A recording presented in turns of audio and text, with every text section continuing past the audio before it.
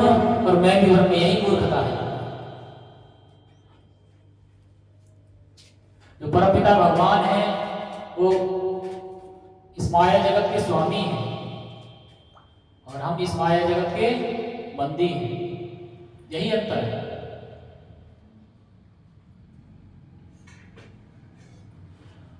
स्वामी नहीं बोलना चाहिए, अर्थात ये बोलना चाहिए स्वामी के भी स्वामी हैं।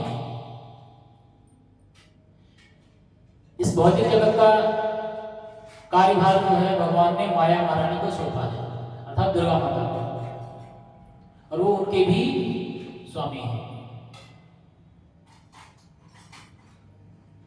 भगवान कहते हैं प्रकृति मेरी अध्यक्षता में कार्य करती है। प्रकृति अर्थात माया, माया अर्थात दुर्गा माता।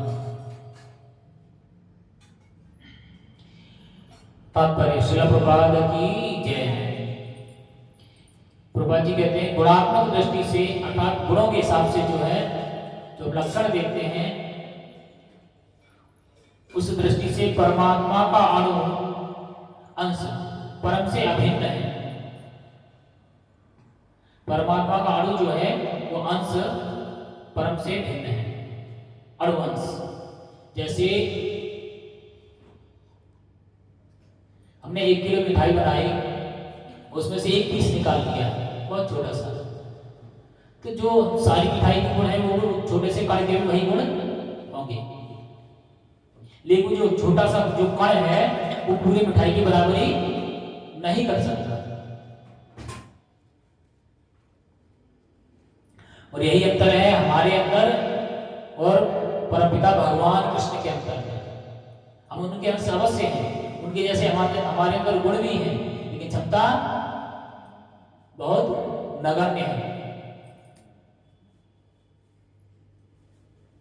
आगे कहते हैं वह शरीर की भांति विकारी नहीं है। जैसे शरीर में दोष आते हैं, जन्म मृत्यु जरा और व्याधि, ऐसा कोई विकार आत्मा के अंदर नहीं पाया जाता है, और न ही भगवान के अंदर ऐसा कोई गुण पाया जाता है। भगवान इन दोषों से परे है। कभी कभी आत्मा को स्थायी या कूटस्थ कहा जाता है।